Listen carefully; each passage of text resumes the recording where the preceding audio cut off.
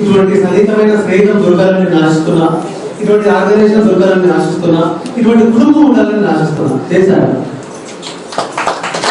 పితాత్వమేవ త్వమేవ బంధుశ్చ సఖా త్వమేవ త్వమేవ విధి త్వమేవ సర్వం మమ దేవ దేవా త్వమేవ సర్వం మమ సాయి దేవా. ఈ భౌతికమైన శరీరాన్ని ఇచ్చిన మా తల్లిదండ్రులకి, ఈ శరీరంలో నుంచి నడక నేర్పి చక్కని నడక వైపు కొనసాగించిన గురుదేవులు శ్రీ సత్యసాయి బాబా వారి చరణాలకు అనంత కోటి ప్రణామాలు అర్పిస్తూ, సాయి సంకీర్తనలో పాల్గొన్న ప్రతి ఒక్క సభ్యుడికి, దూర ప్రాంతాల నుంచి వచ్చిన ప్రతి ఒక్కరికి కూడా స్వామి యొక్క దివ్య ఆశీస్సులు అందించాలి. మీ ఐహిక జీవనమే కాకుండా, భౌతిక జీవనమే కాకుండా ఆముష్మిక జీవనం కూడా మీకు సుఖమయం కావాలి. అట్లాంటి శక్తి భగవంతుడు ప్రసాదించాలి అని చెప్పేసి మనసారా వాంఛిస్తూ, వెంకటరెడ్డి గారు మాకు ఎట్లాంటి గారంటే, రామాయణ మహామాల రత్నం వల్లే అనిలాత్మజం. ఒక మణి లేకపోతే ఆ పూసలకు అర్థమే లేదు. అందుకే ఆయన మహామాల రత్నం వల్లే అనిలాత్మజం అన్నారు. ఆంజనేయుడు ఆ మణిలో కూడా లేదు. అటువంటి మహోన్నతమైన వ్యక్తిత్వం కలిగిన వెంకటరెడ్డి గారికి, వారి కుటుంబ సభ్యులకి నేను మనసారా కృతజ్ఞతలు తెలియజేస్తున్నాను. ఒక తల్లి పుట్టపర్తిలో స్వామిని అనుగ్రహిస్తే ఇక్కడ ఉన్న ఈ పార్వతమ్మ గారు ఈ ప్రాంతానికి వెంకటరెడ్డి గారు అందించారు. ఇది నేనేదో ముఖ ప్రస్తుతి కోసం చెప్పడం లేదు. వ్యూహకర్తలు చాలా మంది ఉంటారు, డబ్బులు ఇచ్చేవారు. ఇవ్వలేదల్లా ఏమిటంటే సమయం. అది ఒక సమయం మాత్రం ఎవరు ఇవ్వలేము. డబ్బు ఇస్తాం, మీరు ఏ కార్యక్రమాలు చేయాలంటే చేసుకోండి, నా పని చెడగొట్టుకుని మాత్రం ఈ పనిలోకి రా, ఈ పనిలోకి రా, ఈ పని కాదు ఈ పనిలోకి రా. ఇదేదో అంటరానిది, ముట్టరానిది, కట్టుకోరానిది, దగ్గర రానిది అనే భావన. అది ఎందుకో నాకు అర్థం కాదు. కానీ ప్రతి ఒక్కరు ఒక కొంచెం సమయం మనం ఇవ్వలేమా అని చెప్పి ఆలోచిస్తే, ఈ శరీరం ఇచ్చింది ఆయన, సమయం ఇచ్చింది ఆయన, సమయానుకూలంగా మన శరీరంలో మార్పులు తీసుకొచ్చేది ఆయన.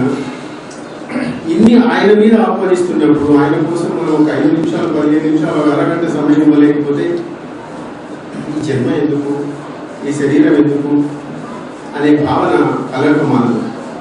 ఈరోజు దూర భారాల నుంచి ఆ తల్లులు వచ్చారు అంటే వాళ్ళలో కూడా ఆ భగవత్ ప్రచోదితమైన ఆ భావన ఉన్నందువల్ల ఇంత దూరం వచ్చారు. ఎంత చక్కగా తన్మయంగా వాళ్ళు గానం చేస్తున్నారంటే అసలు నా శరీరం అంతా జల్దరించుకుపోయింది. ఆ శక్తి ఆ సంకీర్తనలో నా తల్లుల చరణాలకి నేను మనస్ఫూర్తిగా నమస్కరిస్తున్నాను. మనం రావడం గొప్ప కాదు, మనకు ఏం చేస్తాం, మనం ఎట్లా రకంగా వస్తాం. కానీ వాళ్ళు రావాలంటే, వాళ్ళు కదలాలంటే చాలా కష్టం. ఎన్ని పర్మిషన్లు తీసుకోవాలి, అన్ని పర్మిషన్లు తీసుకున్నా తీసుకోకపోయినా భగవంతుడు అనేవాళ్ళు మాత్రమే. కాబట్టి ఆ భగవంతుడికి మరొకసారి నేను మనస్ఫూర్తిగా నమస్కరిస్తున్నా. అసలు ఏం చేయాలో అర్థం కాదు. ఇక్కడ అందరూ ఉన్న వాళ్ళందరూ స్వామి ఫోల్డ్లో చాలా సంవత్సరాల నుంచి ఉన్న వాళ్ళే ఉన్నారు. కొత్త వాళ్ళు అంటే ఏదైనా కొత్త విషయం చెప్పొచ్చు.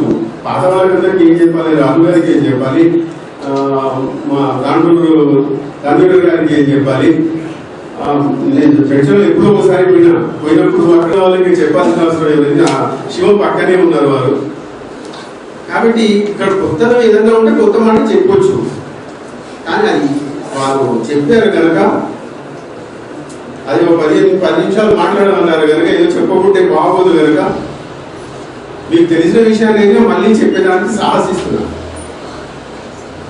అందుకే సాహసిస్తున్నాను. నాకు ఒక్కదానికి సమాధానం చెప్పండి. సంతోషానికి వ్యతిరేక పదం ఏంటో చెప్పండి. ఏమి లేదమ్మా, ఆనందానికి వ్యతిరేక పదం అనేది లేదు. ఏదన్నా ఉంటే బ్రహ్మానందం. ఆ ఆనందం సత్య సేవ సమితిలో కదా. మనకి ఎక్కడమైనా ఏ సంగీతంలో మీద సంతోషం దొరకవచ్చు, ఆనందం దొరకదు. సత్యసాయి సేవా సమితిలో మాత్రమే ఆనందం దొరుకుతుంది. ఈ ఆనందానికి మనం ఒక్కసారి లోబడికి పోయామా బ్రహ్మానందం దొరుకుతుంది. కాబట్టి ఆ బ్రహ్మానందాన్ని మనం ఒక సంకల్పం చేస్తారు పూజలు. ధర్మార్థ కామ మోక్ష ఫలసిద్ధ్యార్థం. ఈ చతుర్విధ పురుషార్థాలు నీకు కలుగాక, నాకు సుఖం కలుగాక, నాకు సంతోషం కలుగాక, నా పిల్లలందరూ బాగుండుగాక, నా సంసారం అంతా బాగుండుగాక, దేశమంతా బాగుండుగాక, ఇంత పెద్ద సంకల్పం చెప్తారు. అన్నింట్లో ఆ 4 పురుషార్థాల్లో మొదలు వచ్చేది ధర్మము. ఈ ధర్మాన్ని కనుక మనం పట్టుకుంటే మిగతా 3 పెద్ద కష్టం కాదు. సంగీతం ఎందుకు పని ఎందుకు చేస్తారంటే మోక్షానికి అన్నారు ఎవరు. నిజంగా మోక్షానికేనా?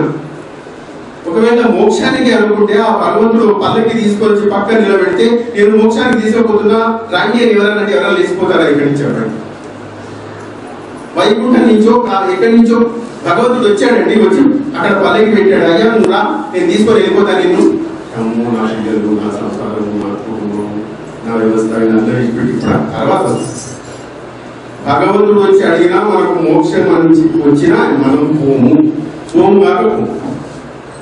ఎందుకంటే భగవంతాల్లో అంత మనం శ్లేష్మంలో ఈగలాక నలుగురికి పెట్టే జీవనం కావాలి. ఒక దగ్గర తీసుకునే జీవనం కాకూడదు, ప్రాణం ఇచ్చే జీవనం కావాలా, ప్రాణం తీసే జీవనం కాకూడదు. ఒక భక్తుడు స్వామి చెప్పిన కథేది. ఒక చిన్న భక్తుడు నేను స్వర్గం నరకం చూడాలి అనుకున్నాడు. భగవంతుడు ప్రార్థించాడు. భక్తులు కూడా కదా ఆయన వచ్చాడు. ఆయనకి ఏం కావాలంటే నేను నరకాన్ని చూడదలుచుకున్నా, స్వర్గాన్ని చూడదలుచుకున్నా, అక్కడ ఎట్లుంటారో చూడదలుచుకున్నా అన్నాడు. సరే నా ఎప్పటి చూపిస్తా అన్నాడు. ముందు ఎక్కడ తీసుకుపోయాడు అంటే స్వర్గానికి తీసుకొని నరకానికి తీసుకొని పోయాడు.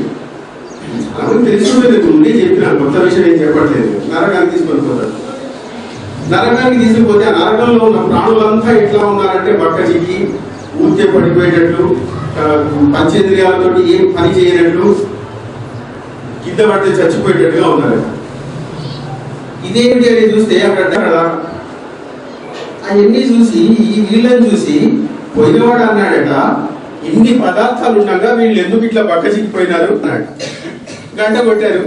కొట్టాక వీళ్ళందరూ పోయి కూర్చునే మీద కూర్చున్నారు. కూర్చున్న తర్వాత ఒకరొకరికి ఇంతప్పుడు గరిటెలు ఇచ్చారు. ఈ గరిటెతోనే తినాలి నువ్వు అన్నాడు. ముందరున్నది పదార్థం, వీడి చేతికి ఇంతప్పుడు గరిటె ఇచ్చారు. ఆ గరిటెతోనే తినాలి అన్నారు. ఆడు పట్టుకొని ఎడో పోతుంది. ఎక్కడికి తినాలా? తినలేక వాళ్ళు చచ్చేదానికి రెడీ అయిపోయినారు. ఇప్పుడు స్వర్గం చూపిస్తారా అన్నాడు. స్వర్గానికి తీసుకెళ్ళాడు. అక్కడ సేమ్ ప్రిన్సిపల్, మొత్తం అంత ప్రోటోకాల్ సేమ్. డైనింగ్ హాల్ మీద రకరకాల పదార్థాలు. అక్కడ ఉంటే వాళ్ళు మాత్రం ఆనందంగా సంతోషంగా ముఖం మీద కళతోటి ఉన్నారు. ఇదేంటి వీళ్ళు ఇట్లా ఉన్నారు అంటే వాళ్ళు కూడా గంట కొట్టారు, వీళ్ళు కూడా భోజనాలు కూర్చున్నారు. వాళ్ళకు కూడా ఇంత పూర్వం గట్టి ఇచ్చారు. అప్పుడు ఈయన వచ్చినోడు చూస్తున్నాడు, వీళ్ళు బాగెట్టున్నారు, వాళ్ళు సావనికెళ్ళ దగ్గర అయినారు. వీళ్ళు ఏం చేశారు, ముందు నుంచి తీసుకొని పక్క వాడికి పెట్టారు. పక్కన ఉన్నవాడు వాడి గడ్డ తీసుకొని ఇంకా పక్క వాడికి పెట్టారు. ఆ పక్కన ఉన్న ఆ పక్క వాడికి పెట్టారు. ఇప్పుడు ఏమైంది, అందరూ సుఖంగా ఉన్నారు. మొదలు ఎవరైతే పెట్టాడో వాడికి భగవంతుడు పెట్టాడు. ఇది అనుమానం వస్తుంది నాకు, అందరి పెట్టి ముందు నోటి ఎవరు పెట్టాలి, ఎందుకంటే మనం ఎప్పుడు అట్లా నెగిటివ్ ఆలోచన చేసుకుంటాం కాబట్టి. దీని నుంచి మనం అర్థం ఏం చేసుకోవాలంటే కూడా లేదు. స్వామి మనకి ఎన్ని పెట్టలేదయ్యా, ఎన్ని పెట్టలేదు చెప్పండి, ఎన్ని ఇవ్వలేదు చెప్పండి. ఇన్ని ఇచ్చినా ఇంకా ఏదో కొరత, ఇంకా ఏదో ఇవ్వలేదనే బాధ, ఇంకా ఆయన లేడనే బాధ. రాముడు ఉన్నాడా, కృష్ణుడు ఉన్నాడా, ఎవరున్నారు?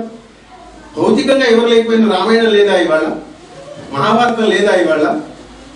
అట్టను పట్టుకుంటే స్వామి కనిపిస్తాడు. ఇంతమంది పట్టుకుంటున్నాం వదిలిపెడుతున్నాం, ఎందుకంటే మన కోరికలు తీరటం. ఈ కోరికలనే పెనుభూతం మనల్ని ఎప్పుడు పట్టి పీడిస్తూనే ఉంటుంది. మహాభారత యుద్ధం తర్వాత ఉద్ధవుడు కృష్ణుడిని అడిగాట, కృష్ణ ఏమయ్యా, నువ్వు వాళ్ళకి చాలా కావలసిన వాడివి, మంచి మిత్రుడివి, బంధువువి, ఇంత అయ్యుండి కూడా ధర్మరాజు పాచికలాడుతుంటే ఎందుకు ఆపలేకపోయావు? ద్రౌపది వస్త్రాపరణం జరుగుతుంటే చివరి వరకు ఎందుకు ఆగిపోయావు అంటే కృష్ణుడు అన్నట్ట, ధర్మరాజు జూదం ఆడేటప్పుడు దుర్యోధనుడికి తెలుసు తాను ఆడలేడు, తాను గెలవలేడు అని. అక్కడ శకుని కూర్చోబెట్టాడు. ధర్మరాజు విచక్షణ లేకుండా నేను ఆడగలుగుతాను అనుకున్నాడు. నన్ను పిలుస్తాడేమో, నేను గుమ్మం దగ్గరనే ఉన్నా, నన్ను పిలవలేదు. ఎక్కడైతే ప్రవేశించిందో అక్కడ భగవంతుడు రాడు. మన కర్మను మనం అనుభవించి తీరాల్సిందే. అందుకే స్వామి దీన్ని ఒక చిన్న కొటేషన్ లో చెప్పేశారు, ఐ వాంట్ పీస్. ఈ ఒక్క సెంటెన్స్ ని స్వామి ఎట్లా విడదీస్తారంటే, ఐ వాంట్, మీ రెండు తీసేయండి, మీకు మిగిలేది పీస్ అని. ప్రశాంతత, శాంతత మీకు ఎక్కడ దొరుకుతుందంటే, ఐ అంటే నేను అహంకారాన్ని తీసేయి, వాంట్ అంటే కోరిక. కానీ అవి తీసేయండి, తప్పకుండా మీకు ప్రశాంతత దొరుకుతుంది అన్నాడు. కానీ అసలు ఈ జన్మదాన్ని 80 లక్షల జీవరాశులు అంటే ఒక మాటనా? ఎక్కడ పోతుంది?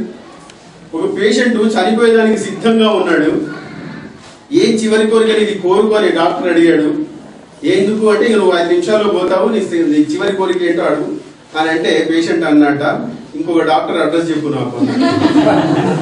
అంటే వాడు చచ్చేదానికి రెడీగా ఉన్నా, సిద్ధంగా ఉన్నా, వాడి కోరిక ఇంకా నేను బతుకుతా, నీ దగ్గర కాకపోతే ఇంకో దగ్గర బతుకుతా నేను. ఎందుకండి శిథిలమైన శరీరాన్ని పెట్టుకొని బ్రతకడం అవసరమా? తర్వాత చాలా ఎందుకు? శిథిలమైన శరీరం ఎన్నాళ్ళు ఉంటుంది? సరే 100 సంవత్సరాలు, take it granted. 100, 20 take it granted. 100, 30 అది ఎన్నాళ్ళు బతుకుతావు? అప్పుడు నీ శరీరం మీద నీకే ఆశ వస్తుంది. ఇంకెన్ని రోజులు మళ్ళీ ఇంకో బట్ట వేసుకుంటా. కానీ అదే ఉరికిపోయిన బట్ట నేను అదే వేసుకుంటా, అదే నేను వేసుకొని నా పనికి పోతా, నా కార్యక్రమానికి పోతా అనేది పెట్టి చూసినోడు అవుతాడు. మనకు కూడా చివరి రోజులు గట్టనే అవుతారు మిగతా వాళ్ళంతా. అటువంటి నవ్వుల పాలు కాకుండా ఉండాలంటే భగవంతుడి చరణాలని పట్టుకోవాలి. మృత్యోర్మ అమృతంగమయ అంటాడు. మృత్యువు కూడా నీకు అమృతంతో సమానం. అటువంటి మృత్యువును ప్రసాదించు అని అడగాలి. విదురుడిని కృష్ణుడు అడిగాట, నీకేం ఏం వరాలు కావాలి కోరుకు అని అంటే విదురుడు అన్నట, నాకు 2 వరాలు చాలు అన్నాడట. ఏమిటి అవంటే, అనాయాస మరణం వినా దైన్యేన జీవనం. అనాయాసంగా చావు రావాలి నాకు, దైన్యంగా ఎవరి దగ్గర నేను చేయిదాసి బతికే పరిస్థితి నాకు రావు. ఎట్లు నా మనసు ఉండేటట్టు ప్రసాదించాలి. అట్లా మనం కూడా కోరుకోవాల్సిన, స్వామి దగ్గరికి వెళ్ళి ఇవే 2 కోరుకోవాలండి. నా పిల్లలకి మెడిసిన్లో సీట్ రావాలి, వాడికి ఇంకా ఏదో ఫారిన్లో ఇది రావాలా, లేకపోతే వాడు 4 అంతస్తులు బిల్డింగ్ కట్టాలి, వీడు 20 అంతస్తులు ఇల్లు కట్టుకోవాలి, నన్ను తీసుకుపోయి వృద్ధాశ్రమంలో వేసుకోవాలి, ఇవి కోరుకున్నాను నా. దాంట్లో చరణశక్తిని ఇచ్చిన తండ్రి అన్న, మాతృదేవోభవ పితృదేవోభవ ఎక్కడ పోయిందండి ఇప్పుడు? మాతృదేవోభవ పితృదేవోభవ స్వామి ఆర్గనైజేషన్లో వింటాం ఆ మాటలకి, ఎక్కడ వినం.